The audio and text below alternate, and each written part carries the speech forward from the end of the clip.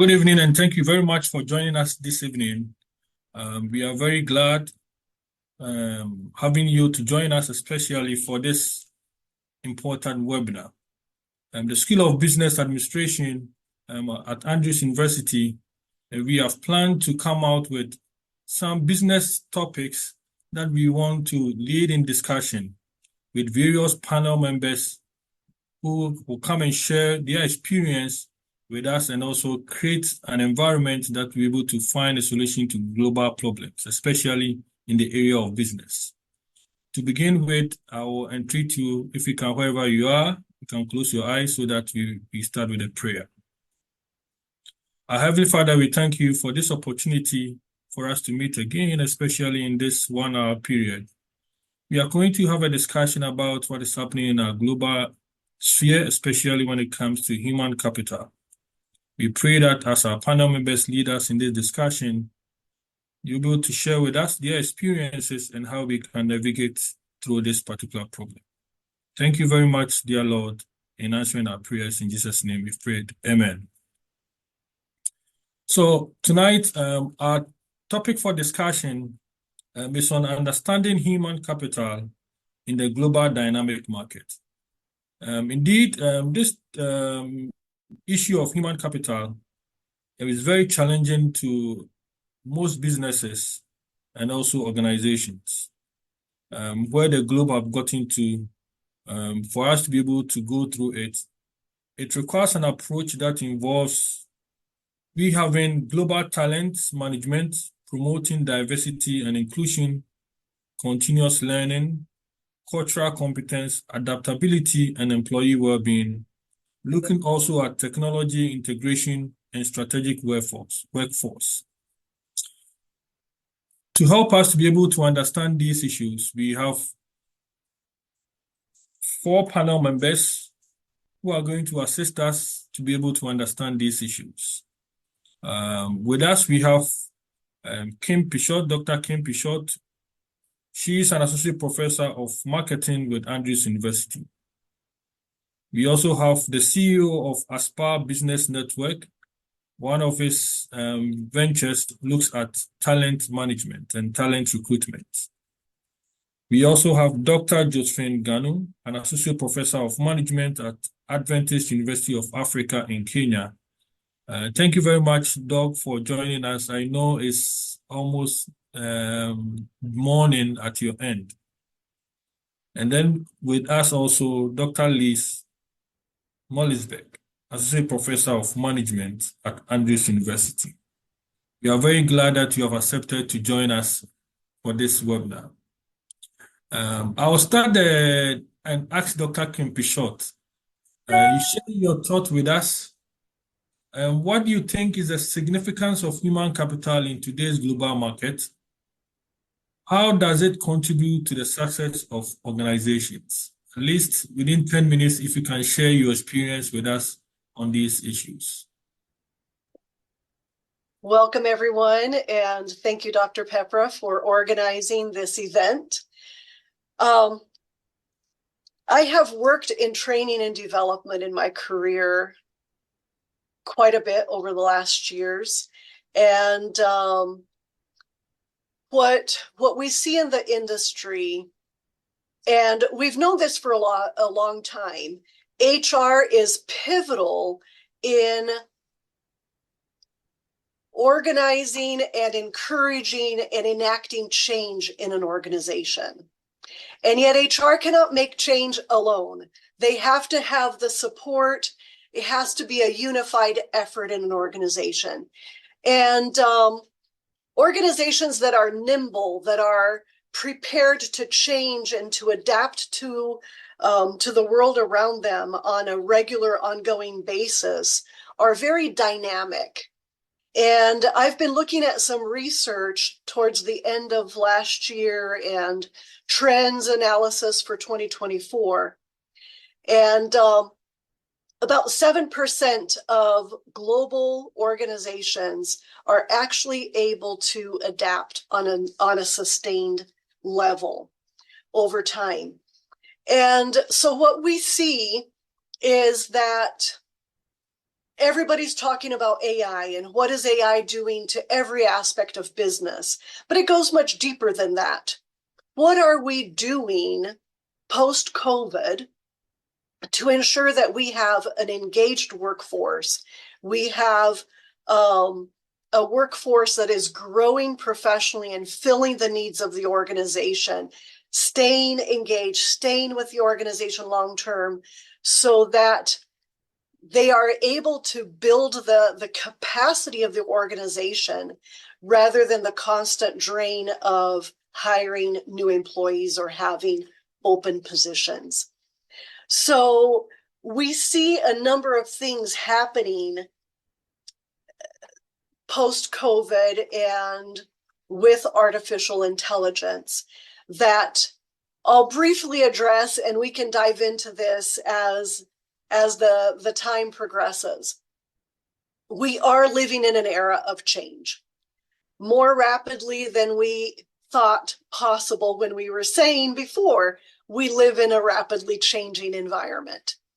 And so how does HR support that level of change will be crucial to organizations anywhere in the world and of any size. We need to rethink jobs and the skill sets needed to do those jobs. We need to allow employees to transition and develop their skills so that they feel appreciated, want to stay, and know that they are contributing in a real way. Employee experience is just important, if not more important, because it is the foundation of a customer experience. And so helping employees have a good experience on the job is crucial. Employees are wanting, and this is country by country by country, employees are wanting more flexibility than ever before in their jobs. And this doesn't just mean remote. This is overall what are the expectations of this new workforce, and how are we adapting our practices to sustain the needs and the demands of employees who, for the last 2 years at least, have had the upper edge in their demands because of the number of job openings. So, Dr. Pepra, I will stop with that and have more contributors here to the conversation. Thank you. Very much for your points raised. So for me to summarize it, you've mentioned that HR needs to provide the needed support for the change. We have to rethink the skill sets and jobs. Appreciation of employees. Employee experiences in terms of flexibility and remote of work. Thank you very much, Dr. Bishop. I also want to ask, coming from an industry player, one who is involved in talent and talent recruitment and also job placement, Mr. Kwame Nchifrimpong, from your perspective and looking at the global impact, the demand for specific skills and talent in the job market, if you can share your experience with us. Sure. Thank you, Dr. Pepra. And thanks for inviting me to be part of this panel. Can you guys hear me okay? Yeah, we can hear you very well. Okay, thank you. So thanks, Dr. Pichot, for such a great introduction and talking about some of the expectations in the labor market. When we started working with people, it was initially just to recruit students.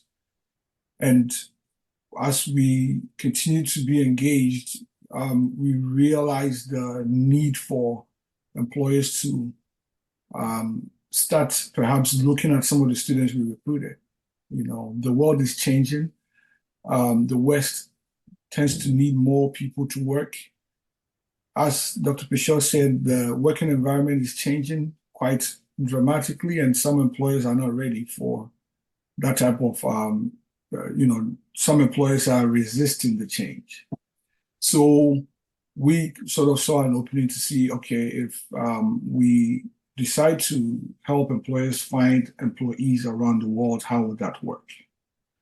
And it's been a very fascinating experience. The last maybe 20 or so months, we've been working with different industry players in the community in the Mishawaka area, in Benton Harbor. We have employees down in Florida and other places that we actually recruit for. So to answer the specific question, when we are working with employers and we are trying to find employees from around the country to fill different vacancies in the United States, and I'm using my organization's dealing as an example. So this is not to say that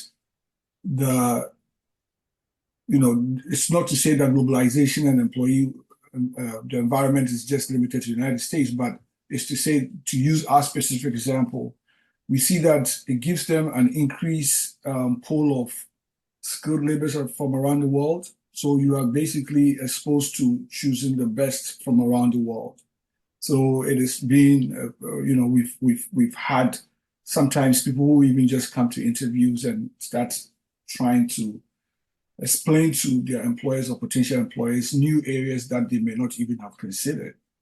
So it makes the talent pool a bit more bigger and better for the employer, and also delivers a different type of expectation for the employee, because some of these people are in environments where they have graduated out of school, they have done all the expected things, they are very skilled, very knowledgeable, but can't find employment within their local jurisdiction. Now, technology, globalization, and things of that nature have made it easy for these employees to find them and keep them employed.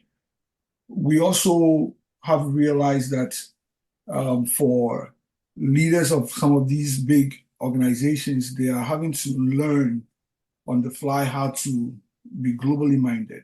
Now, I'm not even talking about business strategies, but I'm talking about even just dealing with employees. I'll give you another internal example. We were working with an employer. We were talking to potential nurses that they were recruiting for their hospital here in the United States, and he cracked a joke. And though the joke maybe here was an acceptable joke, it just wasn't the right kind of joke at that time. And so leaders are having to be very careful in these type of environments. Leaders now have to think on their feet. I mean, you could be a CEO for a small company here in America, but some of your staff may be in India. Some of them could be working in China. Some of them could be in Africa. These different groups look at different genders differently. They look at different concepts differently. They may be very skilled, but you just have to be able to enter a room. You could be sitting behind your computer like I'm doing right now and be talking to people from across the world. You have to be careful in what you say and how you say it, or else you can really just block a whole group of people away from even doing any kind of business with your organization. So with this, we're trying to recruit a nurse, and we had a nurse who happened to be male, and he cracked a joke about male nurses, right?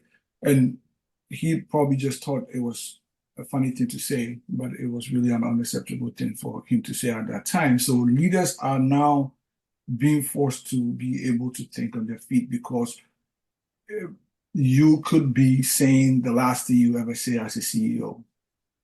You see, it's also opened the door for people or leaders or even businesses to tap into new markets, be able to do things that in the past they had not been able to do.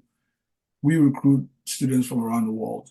We deal with potential employees from around the world. I really haven't been to a lot of the countries in the world, but because of technology, because people are now exposed, people are now interconnected, we've been able to do things in places where sometimes I have to pinch myself and say, okay, are we really doing this here? So the job market has changed. Employers now have, or businesses now have, access to a greater pool of people. They can now do things in places where initially it was practically impossible.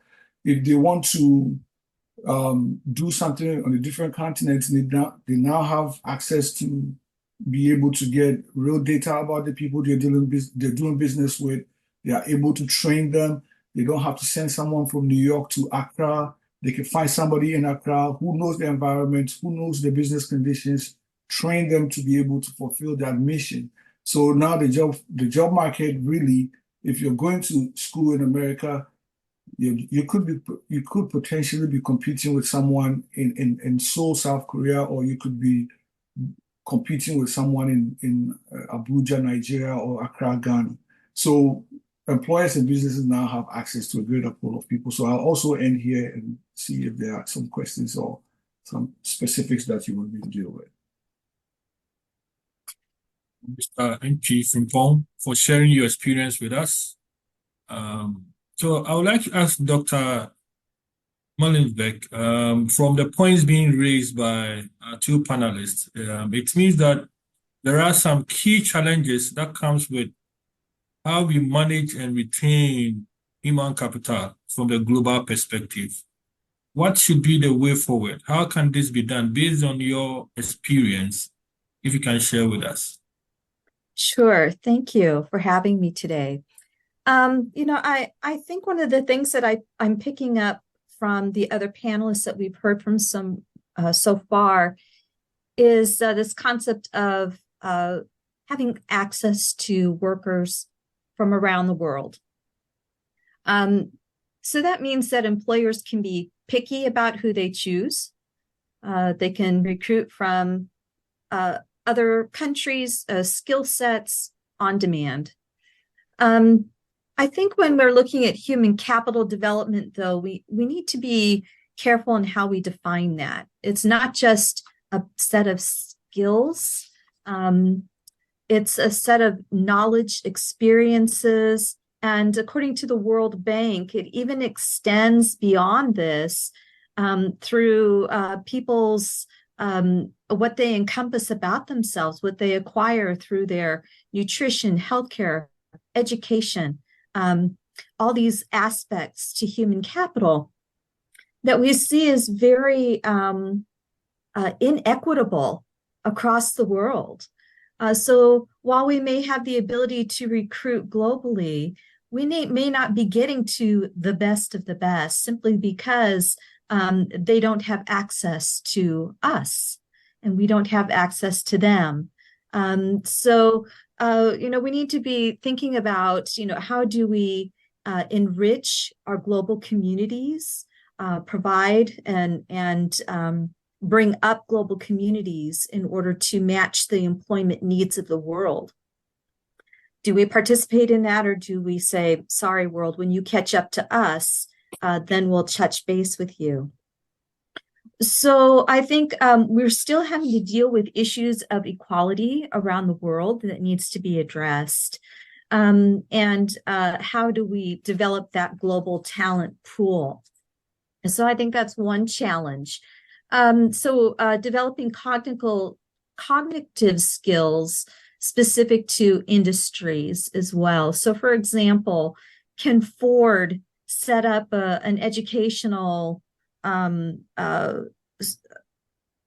environment in another country to develop the talent to bring to the U.S. for their network and their growth, or for their plants in other parts of the world? So what are individual companies doing?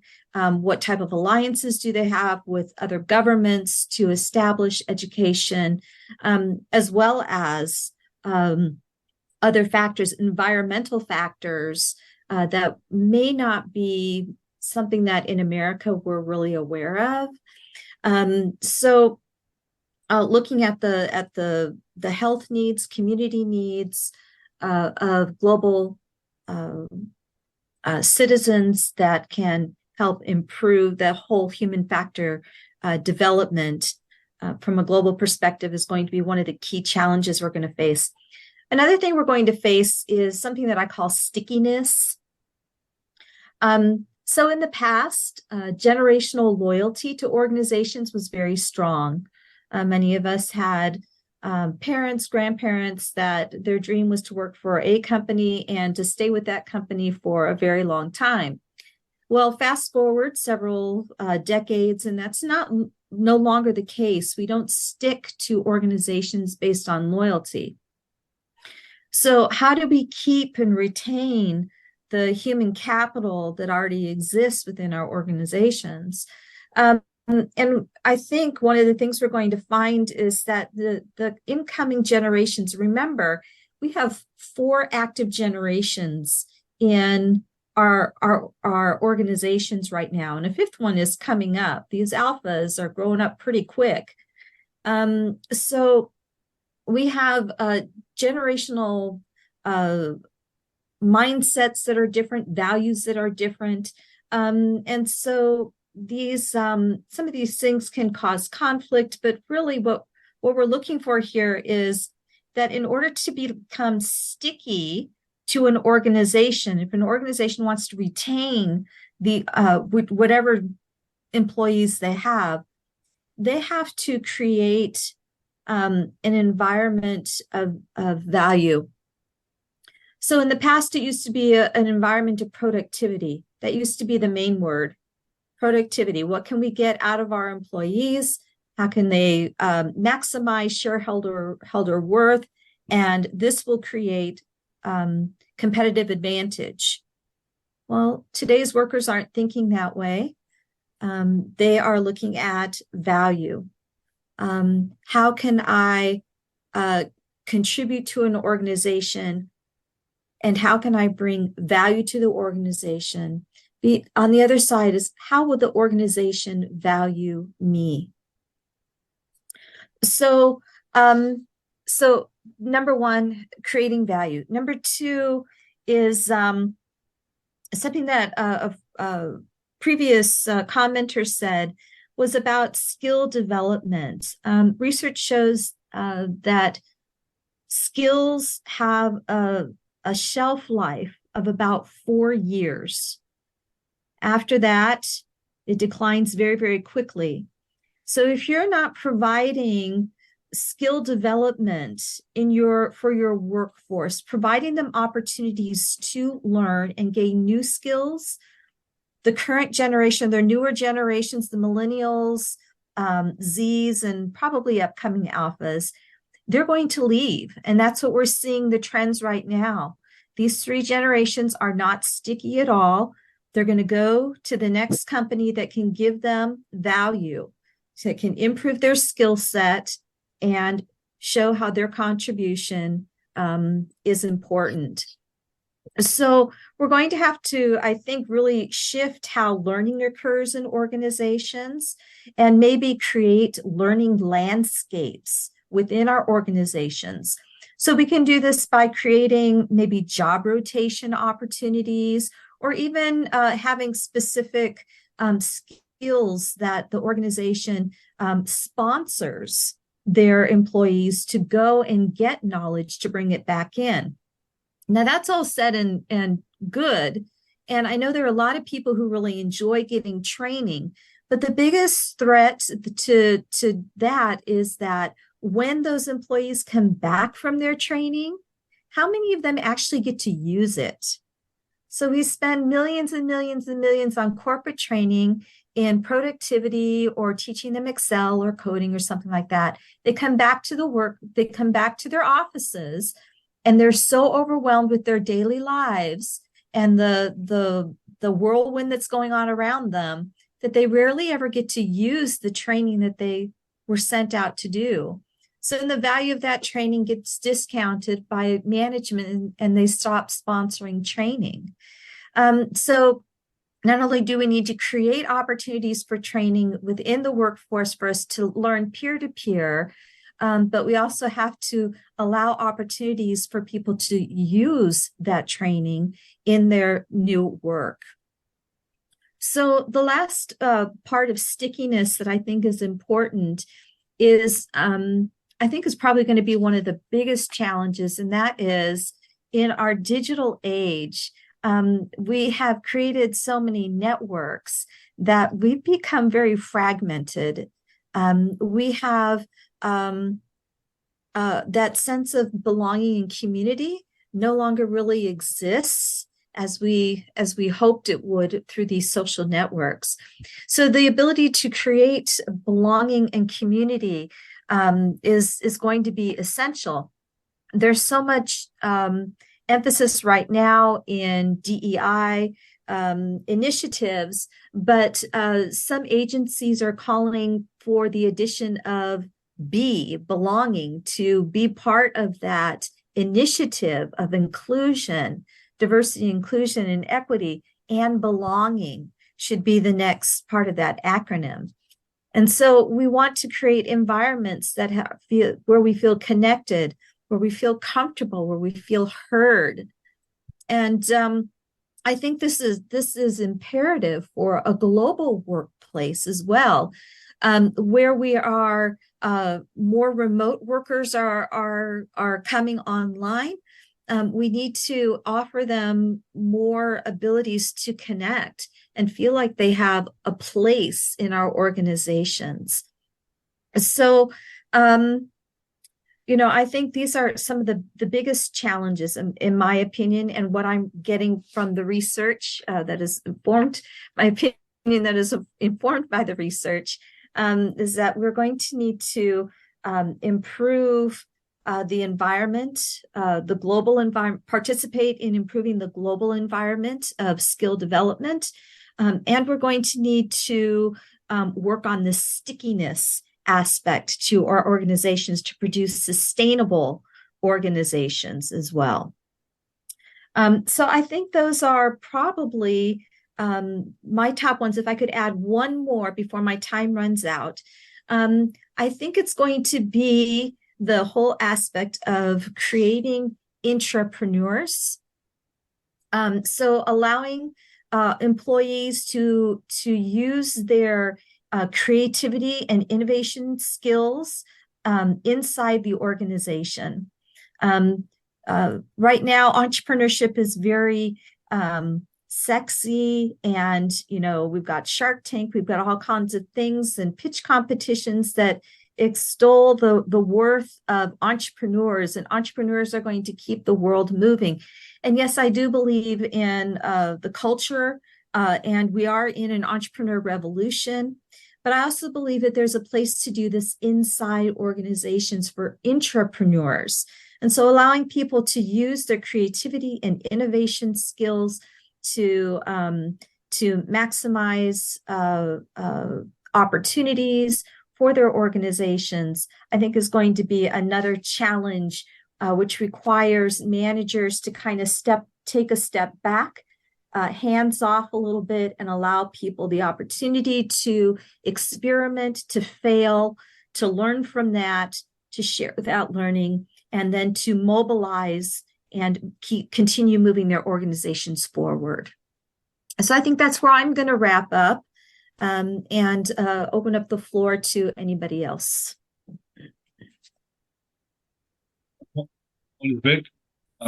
So your point made on the stickiness, generational loyalty, we also have to have an understanding of environmental value versus organizational value. You mentioned that we have to create skills development, how do we use the training we have obtained to impact in our organization. On the issue of digitization, you raised a good point, a very important point in my perspective. It is belongingness. The digital world is making us sit in front. Our friend is our computer, but how do we connect to the human being, which will help us to retain our employees? And then the last part, which is the entrepreneurship aspect. Thank you very much. I would like to ask Professor Josephine Gano to share with us the cultural differences and diversity. I'm sure Dr. Mollisberg mentioned it. How it plays a role in shaping human capital strategy for multinational companies. If you can share your experience and thought with us. All right, thank you, Dr. Pipra. Greetings from Adventist University of Africa to you all. I am happy to be here, although it is past 1 a.m. but thank you for inviting me and to share my experience as far as cultural differences are concerned. Of course, I believe you will agree with me that when we talk about cultural differences and diversity, these are trendy, subjects in the corporate world, not only in the multinational companies. When we take institutions like AUA or even Andrews University, we reflect, these cultural differences. And just to emphasize that when we talk about cultural differences, we are referring to the differences amongst us as employees. That is, we are talking about our age. Dr. Liz mentioned some of them, our educational levels. We are talking about our status in the community, and even our religious affiliation. And this is what we bring to the organization when we are employed. And that is how we contribute to the capital, the human aspects capital, to the organization.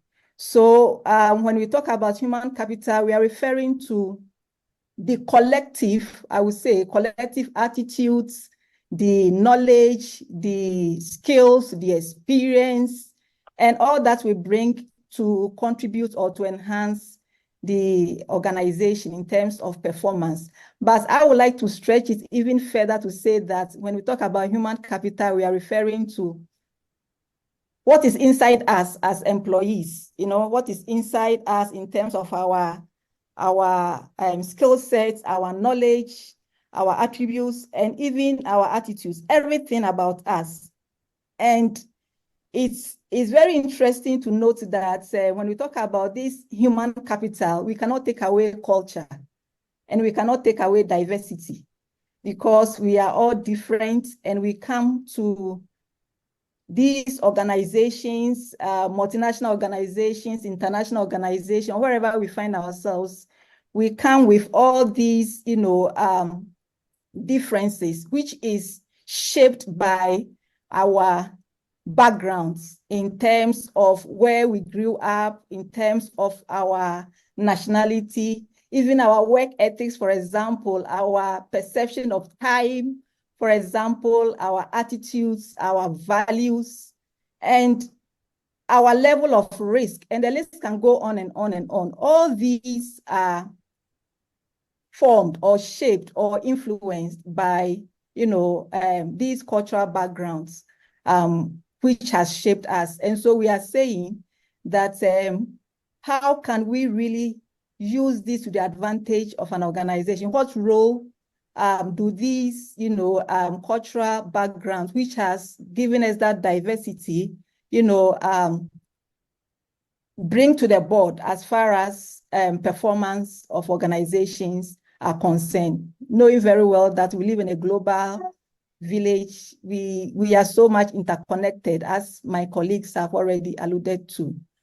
I also want to emphasize that this cultural diversity and our backgrounds can work for or against the organization. This is a double-edged, sword in terms of shaping human resource strategies for multinational companies, but I would say by extension to every organization. For example, a diverse cultural environment can contribute to a rich pool of human capital.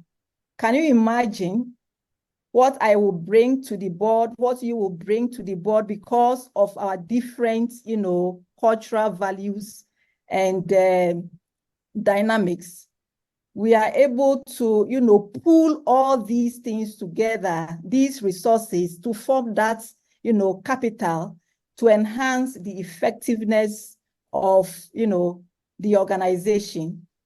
And so when we come together and we are valued as individuals with all these differences, with all this cultural diversity, then what happens? We are happy, and we are able to commit to our jobs and even to the organization. And so from my own experience, I would say that cultural diversity improves creativity. And I think you will agree with me. Multiple studies have, shown that when we come together with diverse backgrounds, with, different perspectives, way of seeing things, mindset, what happens? We are able to address issues broadly. We are able to solve problems innovatively. And through that, we are able to push ourselves further and improve on, the performance of the organization. And cultural values also can help us to maximize, our skill sets.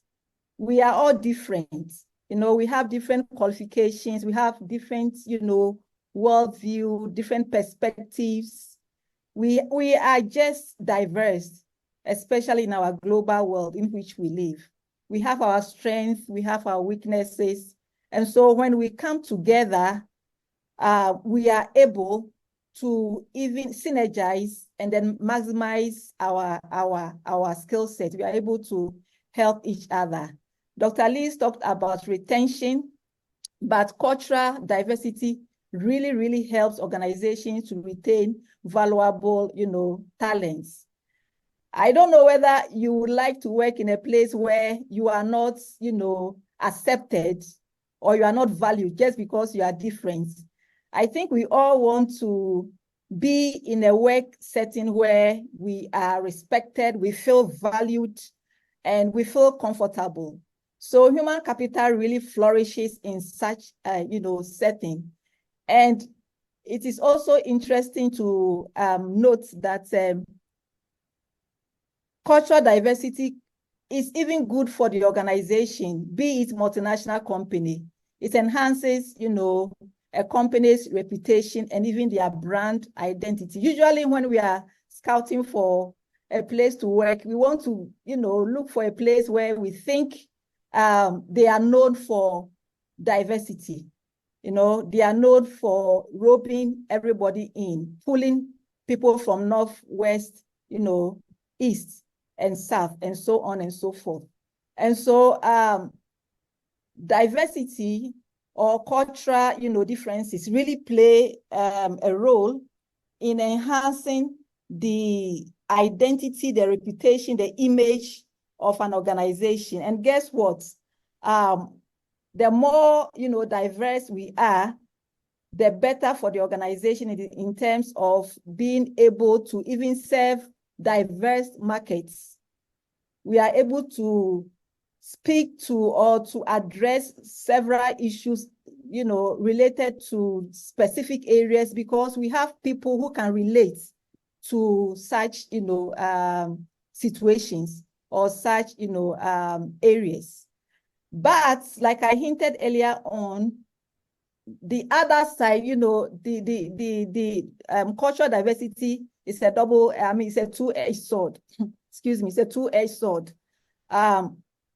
It can play a positive role, like I've mentioned, but if it is downplayed, it can also mess up the organization. It can create, interpersonal conflict. I have experienced this in many places.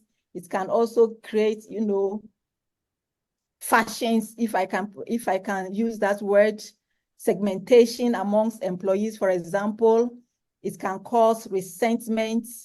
It can also, cause low retention. People do not want to work in a place where they are not truly accepted. And it can also breed, competition, unhealthy competition, which in the end will destroy the organization. And so what we are saying is that it is very important for every organization, be it multinational, international, and for that matter, our own organizations, to embrace cultural, differences and diversity and use it to the maximum because of the positive effects that such differences can bring to the organization.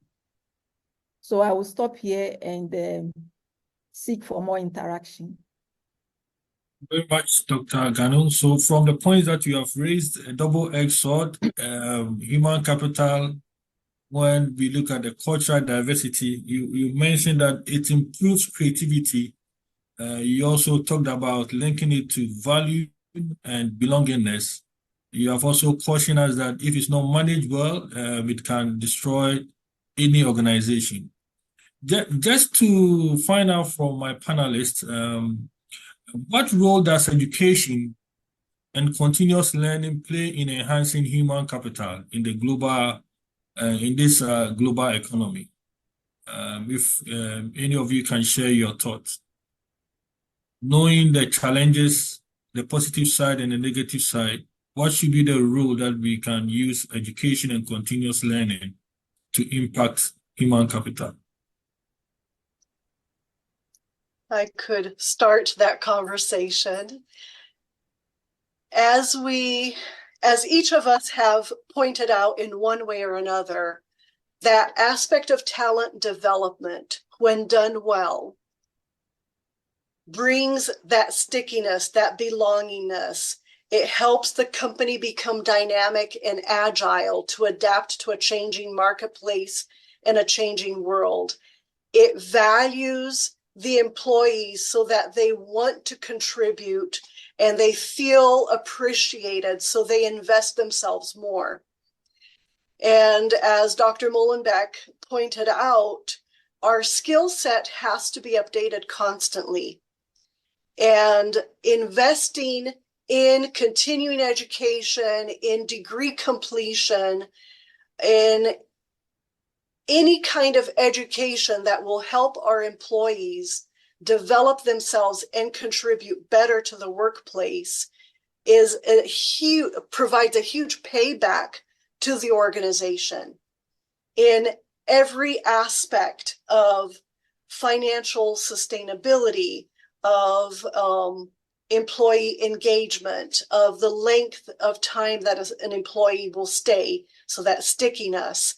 And the list goes on and on. To me, the linchpin, the key point of a talent development, of a talent management system, is being able to provide timely and good education to employees so that they are valued and can contribute to the organization and to society. I'm here for my panelists. All right, let me chip in. I want to borrow something that Dr. Liz mentioned. Dr. Liz, what did you say, that our skill sets expires every 4 years? Yes, so that is very powerful. So that tells us that we always need to, be deliberate in educating ourselves, in organizing trainings, for our employees, just to be sure that we are on top.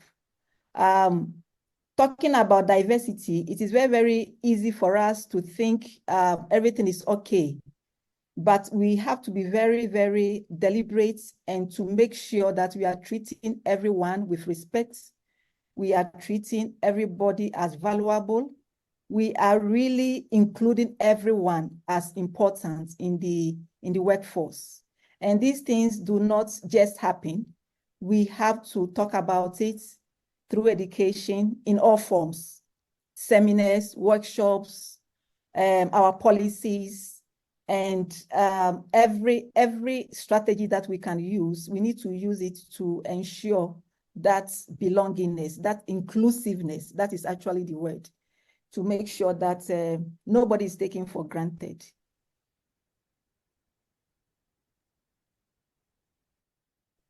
Well, I can think of something non-traditional, if you'll allow me to go and Yes, play please. in that space. Yes, please. I think one thing that education can do is we can provide a forum for managers and leaders to explore these types of topics. kind of become like a hub spot for conversations.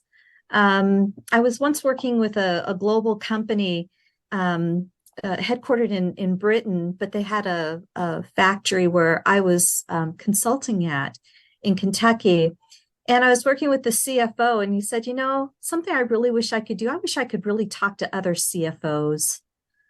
I can learn so much from other CFOs. And this is corroborated by the work of Linda Hill and Brent Leinbach. They make the observation that we develop our competency from others. So again, if we are in this remote environment, we're not having much opportunities to have those side-by-side conversations or those water cooler conversations. Our competency, because of this separation that we have, actually lowers our competency, and it lowers our collective competency. So education can create forums and spaces for managers and leaders to come together to have critical conversations or exploratory conversations or topical conversations. We can be that hub that people from all over, all different types of occupations, industries, areas, nationalities, what have you, can come together and sharpen develop their competencies together through forum discussions or interactions somehow. But I think universities can take that hub role without formal education. Thank you very much. Just a question to Mr. Enchifrimpong. There's a question in our chat, and I think this one comes directly to you because you are into practice. The question is, how does government policies and regulations impact the movement and utilization of human capital in the global market? With your experience, I'm sure you can share with us how you have navigated your business around this. Sure. Thank you. Thank you for that question. Government policy and regulations does a lot. And I will give examples as I go. So immigration policies, for instance, America needs a lot of nurses. And there are so many nurses around the world who want to come here and practice. I mean, I've been to countries or I've recruited from countries where they have unemployed nurses associations. These people have graduated, have good grades, have done the American exam, and just want to be recruited. There are companies here in America, hospitals, healthcare organizations that need these nurses. But because of immigration policies, it becomes almost impossible to get them here. I mean, in the last maybe 3 years, we've been dealing with what USCIS calls retrogression, where these nurses have passed and everything, but the government is saying that they've issued enough work-related green cards. So even though the need is there, even though the government can really make adjustments to whatever rule or regulation that exists, they haven't done it. And so what the embassies call priority days, these nurses have what they call the priority days, where they're supposed to be interviewed so they can get the green card and come. When the date gets there, they get an email saying it's being postponed. So the last one I was dealing with was maybe 2 weeks ago, and the person was supposed to have a priority date, I think August 2022, and the person is still in Ghana. They've done the exam, they paid the fees, they've done everything, but the government is saying they don't have enough work-related green cards, so they cannot process those applications. The second thing is employment laws and regulations within the country. So I think when we are recruiting people, they do ask questions. When we go to this state, what will we be entitled to? Can we do this? I mean, will the state permit us to do these things? There are some states where you cannot, like New York, for instance, you can't get the NCLEX done if you don't have a social security number. right? The NCLEX is an exam our nurses will have to take before they are recruited into the country. Well, they're not in the country, so they're not eligible to have what do you call it, social security numbers. So then what happens? So these nurses have to register in a state where you can actually register for the NCLEX without having a social security number, and perhaps after working there for a little bit can now transfer into that state where the social security number is required. So that is also very important. On the flip side of that, we have, we talk about education and training initiatives. We have countries where they know America needs nurses. So they are actually actively training nurses to export. Philippines, I believe, is one of those countries because we get a lot of people from there. They actually have schools that use the American nursing curriculum to teach in their country. And then you have countries like Canada that have identified that. So now Canadians also are they have adjusted their immigration law.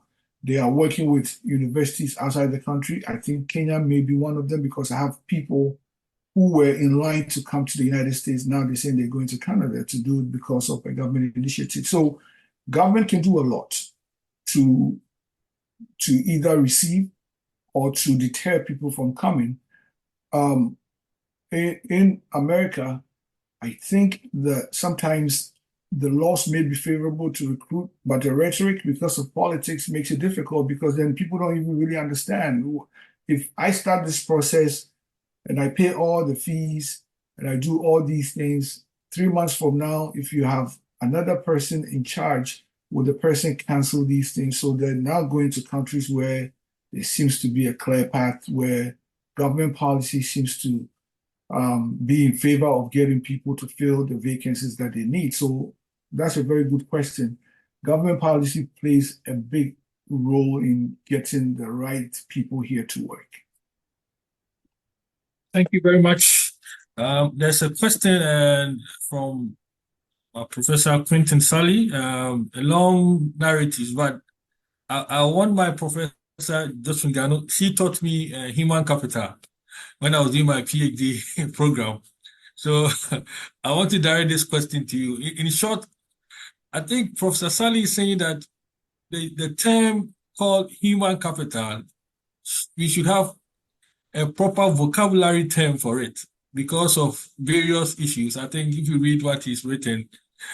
So Prof, if you can take me back to when we were doing the course, what is your definition for human capital? I know Dr. Mollisberg defined it saying that knowledge, skills, experience, even the people, the healthcare and education. So what should be the correct term so that from the question, it looks like it's between labor and management. What should be the correct term to be used for human capital? Yeah, thank you. I've just read the question. It's a very interesting question. I believe some of us are very hesitant to use the word capital because perhaps capital is abused to a certain extent. It connotes negativity. But actually, from my own perspective, capital simply means wealth. I know it may mean different things to different people. Maybe we have some finance professors here, we have economics professors here, and other professors, and we may define it, differently. But human capital simply implies, the wealth or the worth of, that employees bring or add to the organization. So that is why we are saying that they bring their skills, they bring their knowledge, their experience, their culture, and everything. It is a full package. And so if we have a problem with human capital, perhaps that is why we have other similar terms which connote the same thing. For example, in some quarters, or in some books, for example, or in organizations, they use human assets. Some continue to use human resources. And then these days, we also use talents. But the bottom line is that we are referring to what the employee brings to the organization in terms of value. So I hope I have answered the question, Professor Quinty. Open up with someone. You have a question you want to ask, you can raise your hand. Just to give the last minute to our panelists, if there's something that you want to share with us based on your points. If you want to summarize. Thank you very much for. There's a question.